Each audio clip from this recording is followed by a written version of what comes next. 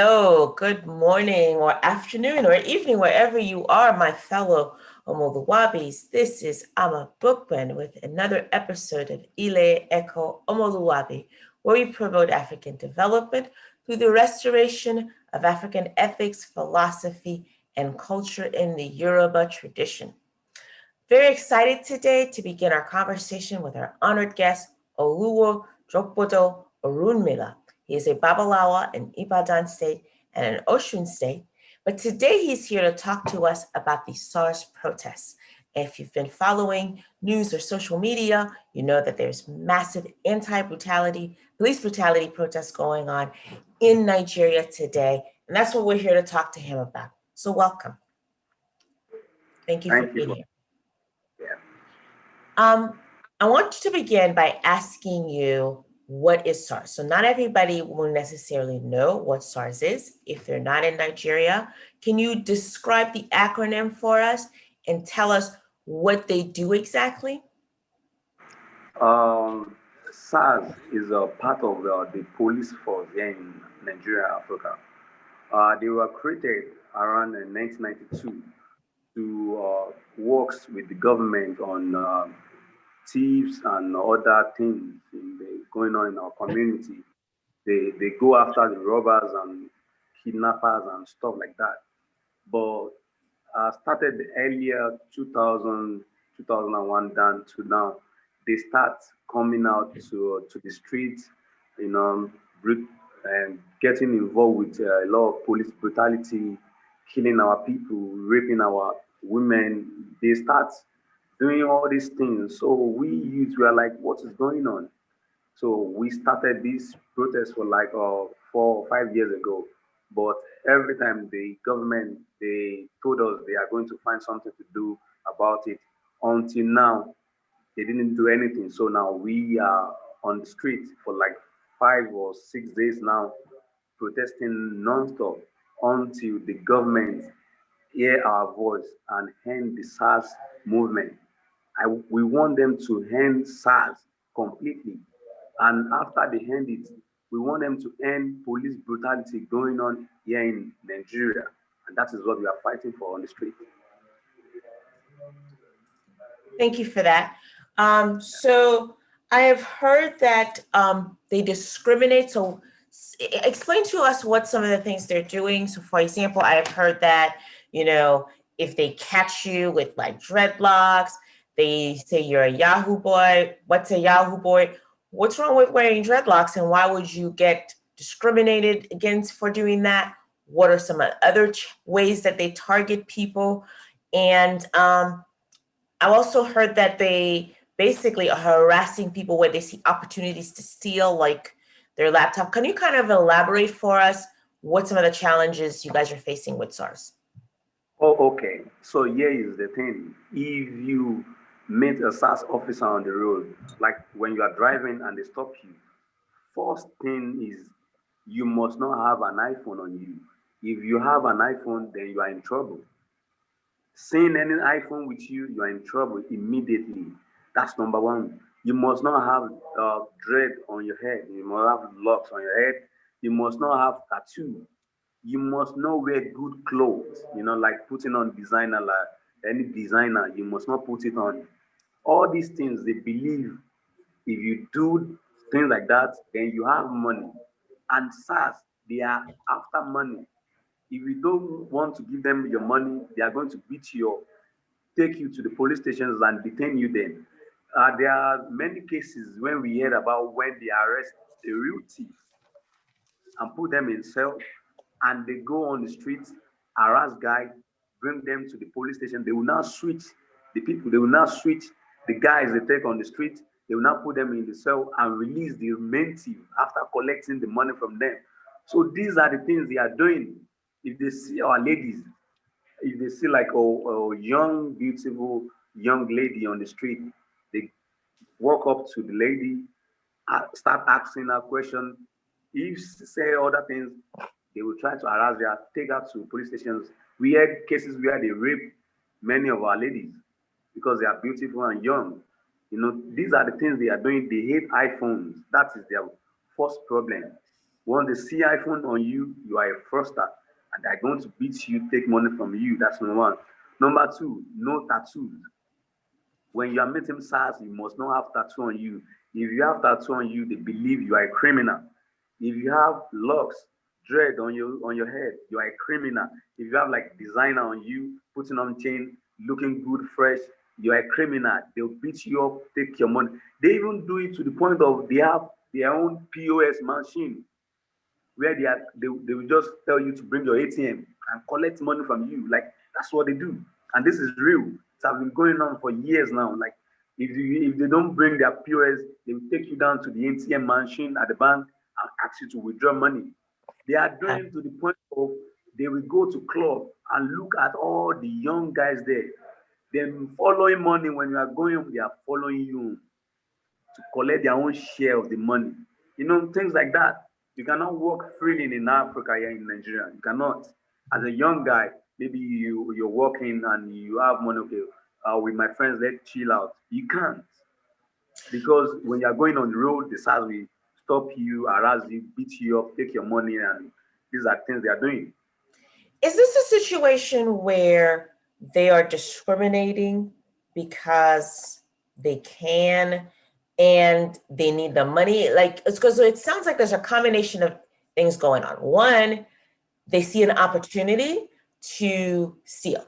Another thing, though, is they seem to be discriminating against people who have a certain look, dreadlocks, tattoos, looking fresh. Do they think these are drug dealers? Do they think these are fraudsters? Is there a genuine misunderstanding of people who have a certain look? I have a cat and she loves to be in the video, so people who watch our videos will always see the cat. So explain to me this discrimination. It's very surprising to me coming in America. In America, we've got like issues around black hair, you know, people wearing dreadlocks, discriminated. And so we have this idea that, you know, when you go to Africa, well, at the very least, maybe you won't have to deal with that issue. People are not going to discriminate against you for wearing hair that is considered, you know, just natural black hair, dreadlocks or something like that. Maybe tattoos are, you know, a little bit of a different thing, but I still want to understand what is behind picking on people who have that certain look. Where does that come from? I think where they get this from is uh, all these SARS officials, they are not people that went to like or police college or have proper training.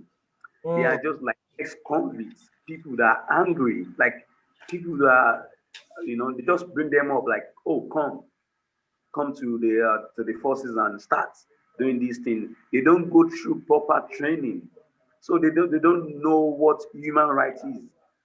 Okay, now here is an example of a SARS official stop your cab like stop, and you greet him good afternoon. They will look at you like, did I ask you to talk? Like they are angry. They are just angry for no reason. That is number one. Angry, always angry. SARS, they are always angry. If you don't ask you to talk, you don't talk. If they talk to you and you don't understand, they beat you up. No matter what, they are always angry. That is number one. Number two is they believe every young guy in Africa that has cars or iPhones or looking good, they are fraudsters. They don't believe you can work and get money clean. They don't. That is their mentality.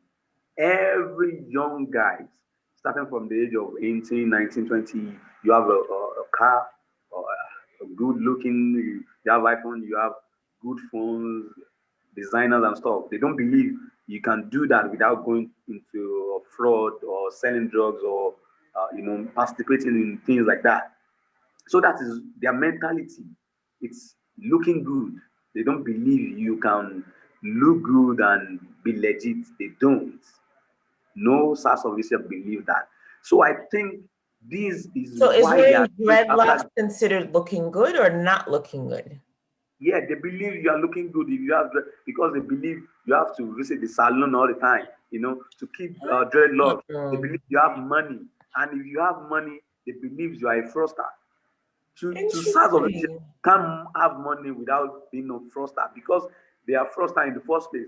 They are getting money, so they believe you can do that. You understand? They believe that is what is going on in our society. You So it's know, as a young basically you guy, can't be successful. They don't believe you can be successful in Nigeria legitimately. So, Yeah, they well, don't believe. actually, then that's a good question, right? Because they live in Nigeria, they're working through their policing. Can you be successful in Nigeria legitimately? Well, we have a lot of young Nigerians that working legitimately. In fact, they are working on like okay. Now let's talk about me as a priest now. Mhm. In the days of our fathers, they works in the village, consulting for people and doing medicines and stuff like that. Nowadays, I works online. I works for a lot of festivals. I works for Google. I works for banks. I works for the government and stuff. Mhm. I works for people in America. I bring them down to Nigeria and have money. Yes, of course. If you work hard, you are going to get money. Imagine when they pay me in dollars and I convert it to Nigeria. Of course, I have a lot of money. Now I can drive a good car because I work for my money and I can do that.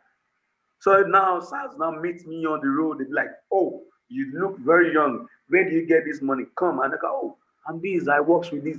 It's dirty slap. They give you dirty slap. They start beating you up. They don't want to hear anything from you. So after they Have beat you you up, had that experience personally, or you've just seen it? I have never been in encounter with a SARS official before, and I'll tell you the reason why. But I've seen thousands of cases. I mean, like I'm on the road and I see it. I'm in the bus and I see it. I'm in school and I see it. It's all over. But I have never encountered it because as a babalawo, as a spiritual man, uh, they can't just harass me. They How do they know fear you're a African. babalawo? Yeah, they know. Everybody knows. I have my beads and stuff on. I have my ID cards and stuff. So they believe we traditionalists we are powerful. They fear voodoos. They fear the power. So they won't dare. They will not dare to. But what about our people that are not into this spirituality? So this is why I even come out because the privilege I have, other people don't have it. They won't come to me anyway. Yeah.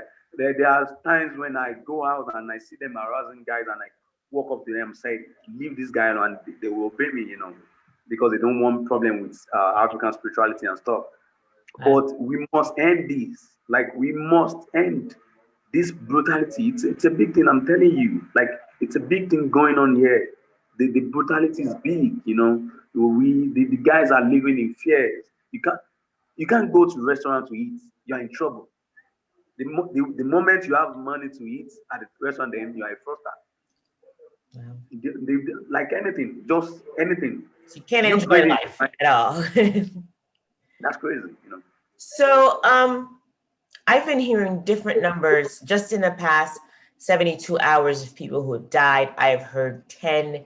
I have heard 10 people have died in the past hour. Like, what's the reality? Have they been brutalizing people during the protest?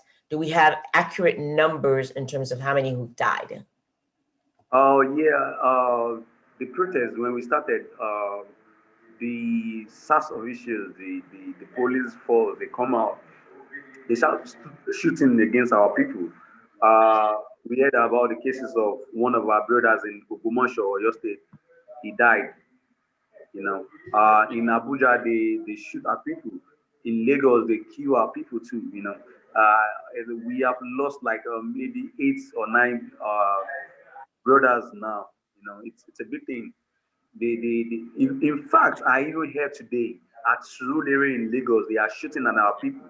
But I haven't know if we have any casualties already or something.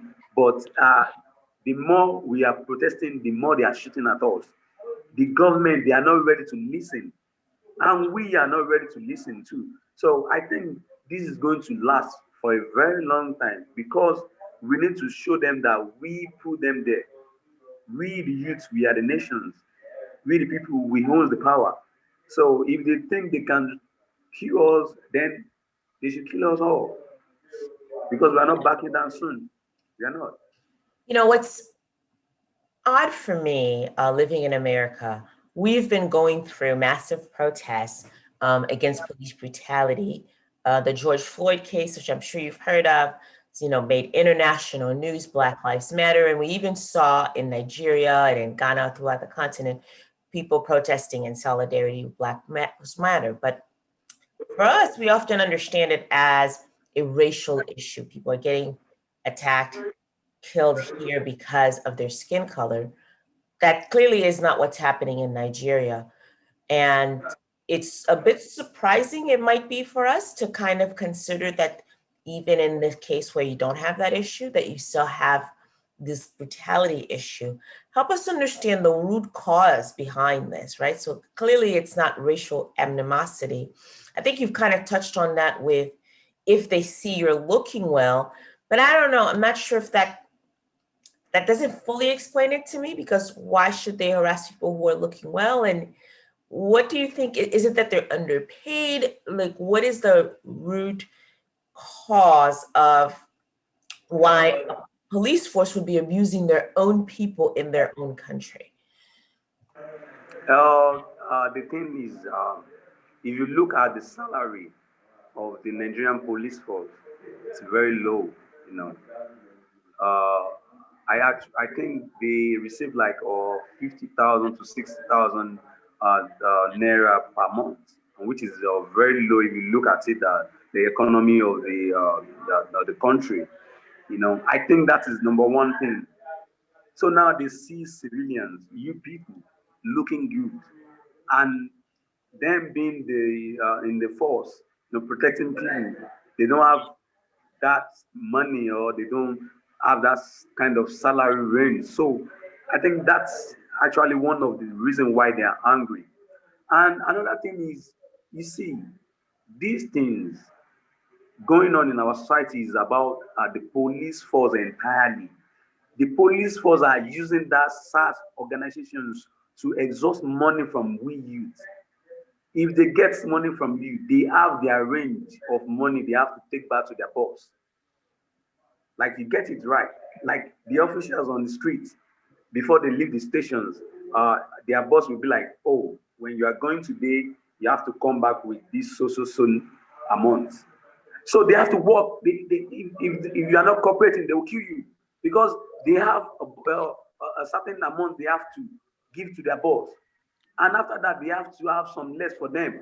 You understand? So this is why they are It's more a whole angry. extortion racket where they're basically making their money out there by Yeah, stealing it, and they have guns, so they can. exactly. So like, someone is angry, they don't have enough money. Number one. Number two, they have to bring a certain amount to their boss. That is number two. They have guns, and when you have guns, I think you have this confidence. You understand? So just think about it. That is what gives them the morale. So when they see you, they talk to you, you are not listening, they beat the hair out of you, they can kill you because they're hungry. They're hungry about a lot of things. So Wow. that is the main thing. From the IGP, from the Inspector General of Police down, they are all fraudsters. They all collect this money. They just use the SARS organizations as the people that will go around and get money from our people. They use them as the tools. That is why we said if they end SARS, then we can reform the police organizations.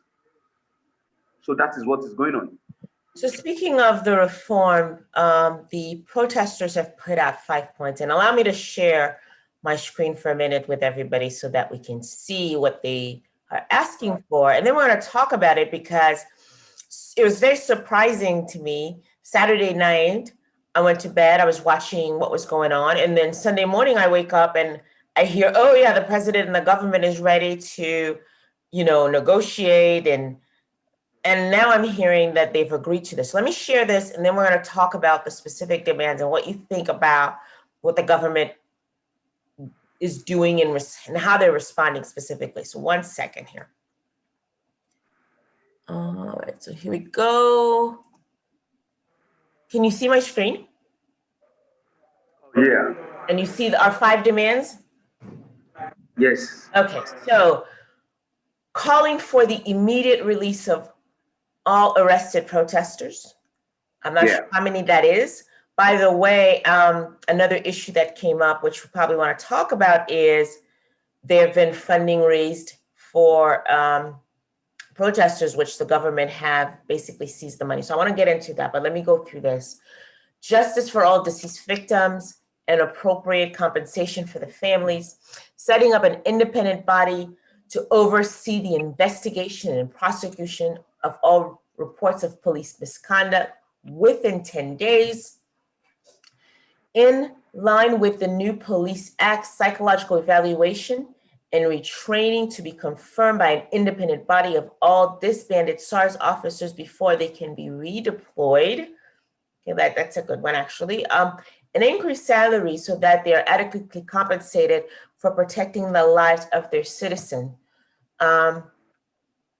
So let me stop sharing. So those are the demands.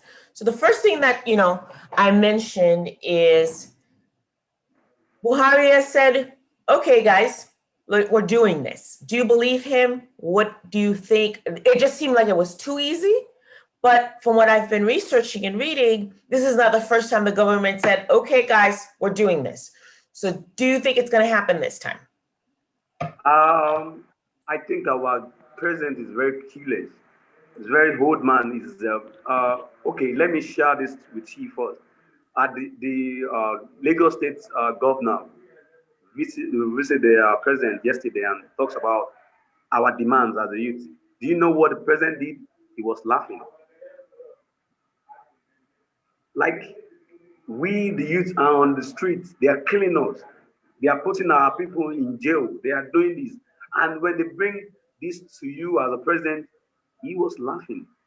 So you don't believe that they're going to be, like, you don't believe the agreement? I don't believe it's going to. I believe we are going to, this protest is going to be a very long one.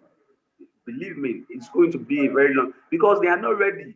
If you see the way they are doing things, they are not ready at all.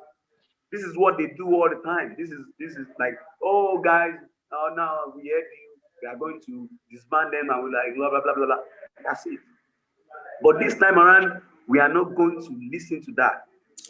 So we are be out until you see specifics. So for example, has anybody been prosecuted for shooting anyone, or have the people who've been arrested, are they being released? Do you see action being taken? Oh yes, because we have like people, like committees online, lawyers and activities and people coming to the rescue our people. They detain some people and they have been released. Okay. So we are, but it's not from the government; it's our people doing that. It's okay, so they're getting lawyers and helping them. They're going to legal situations and stuff. We are doing this on our own. Okay. But from the government, they have not do one thing like this. They haven't do anything. So let's get to the nitty gritty of this. Are there specific officers that you're hoping to see prosecuted? Do people know who they are, who shot innocent Nigerians?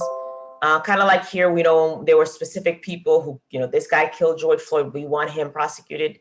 Do you know who you're going after? Yes, we knew a lot of people. Okay. Because as you see, we have been in contact with these people a lot. If we ask like average Nigerians, myself, I know like 8 or 9 SARS officials that have harassed people, that get money from people, that have beaten off our people. So it's easy. It's very easy to name them. We have a lot of people that can do that. Like, we have a long list. If they want, we know people we have to go after. We know it. If the people are ready to help us, if the government are ready to help, we have proof. We have them on cameras. We have enough proof.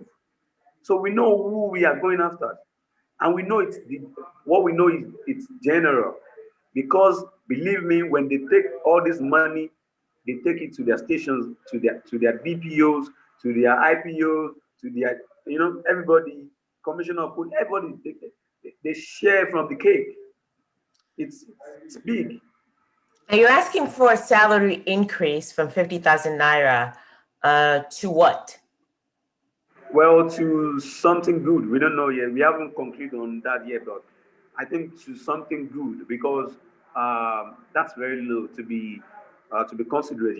It's very low for an official to be collecting that amount. I It's mean, very low. basically, that's what, 250 US dollars a month? Is that? Let me It's not check even that. it's not even up to $200. It's not even, let me just do some quick Google work here. 50,000 Naira. To dollars. Ouch, $131. So they got Exactly that. That's barely. a month. That's very poor. Like that's no. We are not. That's bad. Yeah. Nigerian government they are killers. Like this country is frustrating. They like Right. I mean, basically, with that kind of salary, you're sending them out there to fend for themselves, right? Because they're not going to live off that salary. how can you give people like that guns? They go to kill people. The frustrations. You understand? Like they need money. They have wives, they have kids, that amount is not enough. So we are the people that they can come to the government. So we are going to be the ones to suffer for it. That is why I told you they are angry. If you see SARS officials, they have this one thing in common. They are always angry, no matter what. In the morning they're angry, in the afternoon they're angry, at night they're angry. They are always angry. If we on the festival day, if you have like Christmas, everybody is dancing, SARS officials are angry. No matter what. I don't know. They are always angry. This is it. That's the thing. So Does the that's the thing. government have the money? Can The, they the government afford to pay them more? Is there money there? Where's the money uh coming from? yes, there's enough money in Africa. Here in Nigeria, there is enough money for everybody. But if you see the salary of the senators, that's a lot. I think what we need to do is occupy Nigerians. The politicians, they are eating the money, they are embezzling the money, they are taking the money. So we need to find way to, do this country very well. I think we have enough money if they are not taking the money off. The politicians have money anyway. There's enough money. Yeah, I'd heard somewhere that Nigerian, I'm actually looking for that information. They get monthly expenses of $37,000 a month, Yeah, in addition to their salary of more than 2,000. Okay, so really the money's coming from the expenses. 2,000 is yeah, not that much, but then they get a slush fund of 37,000, yeah, right. which is more than an American senator would make. Exactly. Um, so that's one place where we could find money, and I'm sure we hear about corruption and stealing, so we could probably find money in some other Yeah, places. But black mark. yeah, I think that's the root cause. So if we could train people, make sure that there's a well, actually, tell us a little bit more. What's the process? So you said they're not adequately trained. Today I go to Nigeria. I want to become a police officer. How many weeks, months, years of training do I get? What is the length of my training? Well, yeah, in Nigerians, if I'm going to be honest with you, I think we have like two type of police. There are some people, police that go to college, you know, they go to college, stuff and have degrees and stuff. Those are the ones that works with higher ranks. There are some that they just go to all these little training, like a month training, a month some. They are the one on the streets. They are the one next to us. Ex-convicts. I know of a SARS here in Ibadan. It's very popular, They call him Alepa SARS. Alepa means the one that follow you everywhere. There is no difference between him and the thugs. There's no difference. They go to the jungle together. They go to smoke and drinks and stuff together. So when he smokes, drinks, then resume back on the streets. How do you want that to talk to the people? How do you want that to treat us? They don't go through proper training. You see, all these SARS, they are not the one that goes to college. They are the one that they train recruits for like a month, two, or something. So I think they are the proper one. There are some good police officers out there, that went through proper trainings and stuff.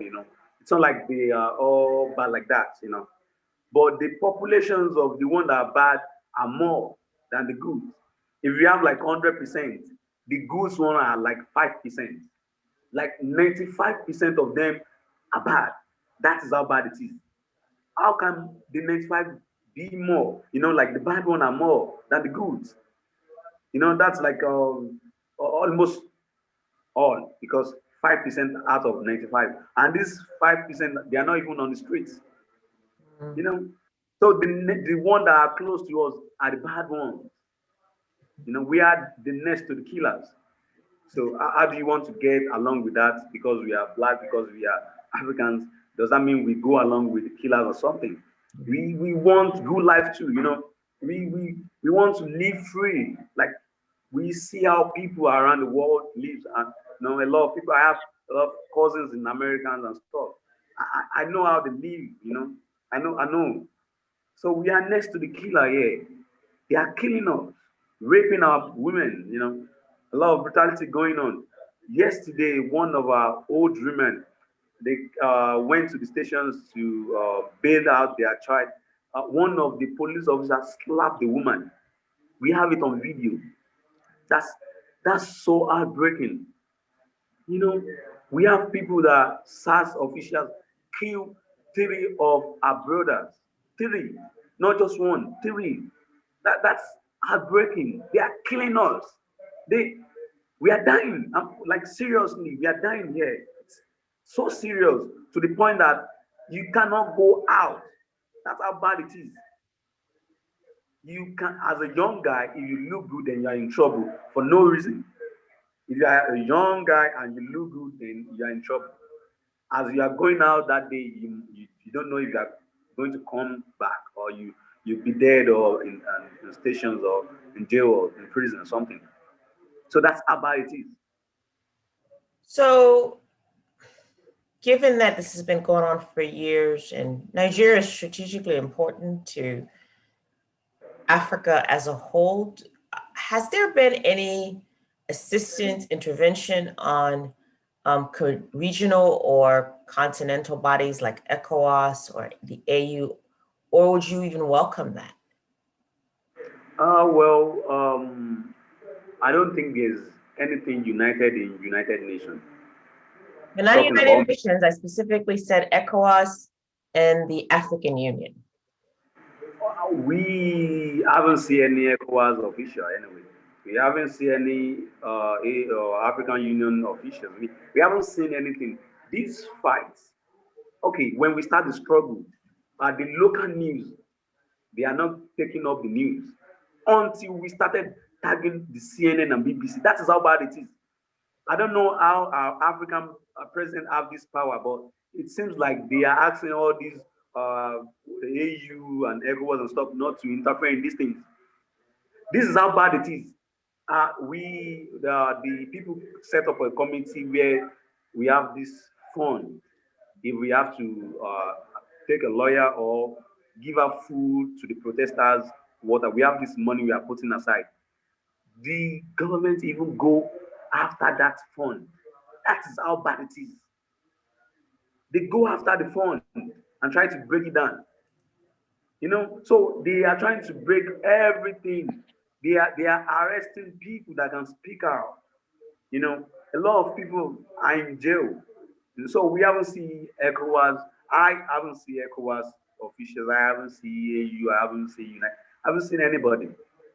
Just the news outlets outside taking the news, and our brothers across the nations are talking about it, and the celebrities are talking about it. It's just about the people. Talking about anybody of government or anybody of anything, then we haven't seen anything. So that actually brings me to an important point I wanted to bring, which was, you talked about the fund.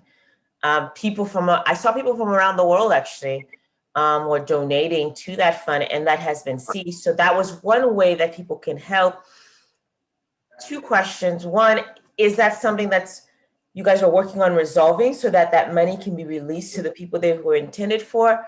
And two, how else can people in the diaspora, and I don't just mean the Nigerian diaspora, I'm not Nigerian, but anybody in the diaspora who wants to help, or anybody in the world actually who wants to help, how can they help? Well, number one is kudos to everybody on the team. You know, their accountability is beautiful. You know, the transparency is out there. They post about the money every time. Every dime they spend, they account for it. You know, it's so beautiful to see. The youth are actually coming out. So I'm so proud to be a Nigerian right now. Like the people that are organizing these things, they are so beautiful. You know, so if people are donating around the world, we appreciate them. You know, every fund coming from every country, they put it out there from America, Britain, Canada, everywhere. It's there, the amount, how much we spend. Even today, the protesters in Lagos, it was raining heavily. These people actually have to go and get umbrellas in box and start sharing it there. So beautiful to see. You know, they even asked, or like, oh, hot tea and hot coffee to help in the situations. You know, so it's so beautiful. They are working hard. You know, that's number one. Number two, the way the people in diaspora can help us is to keep on posting about the SARS and SARS protest going on. That is number one.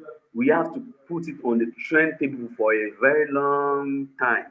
That's number one. Number two, if they know any organizations that can help us, then they should help us. Any organization that can help us, because we have to win this. Believe me, we have to. It's a must. It's either we win or we die. Because the reason is why I told you about they are always angry, right? Now we have made them angry. Think about it. Now we have, so if we don't win this, then we are in trouble. Like we are in trouble. So is either we win or we die. They are always angry without no reason. We don't frustrate them. We did nothing. They are angry. Now we are out. They are angry now. Like they are angry for real. And believe me, when this the police are angry for real, they don't want to see it. So we have to win. We must. It's just we have to win. Always. That makes sense. So to me, this is not just a police brutality issue. It reflects a deeper problem that's Yeah, in right. the country. And just a couple of weeks ago, not even 2 weeks ago, there was the October 1st protest asking for the disintegration of Nigeria. Let's say you were to get everything on that five bullet point of demand that you guys made. Is everybody going to go home, or do you see this as the beginning of larger structural reform in Nigeria, including, by the way, maybe breaking up Nigeria? What do you think about that? Would that Oh, help or not really? oh yeah. You see the passions that we Africans, we Nigerian youth are using right now. You will know this is the beginning of a greater things. This is just like a stepping stone for us. After we reform these police, we are going to the NAS. Those are the senators and the House of Representatives. We are going to them next.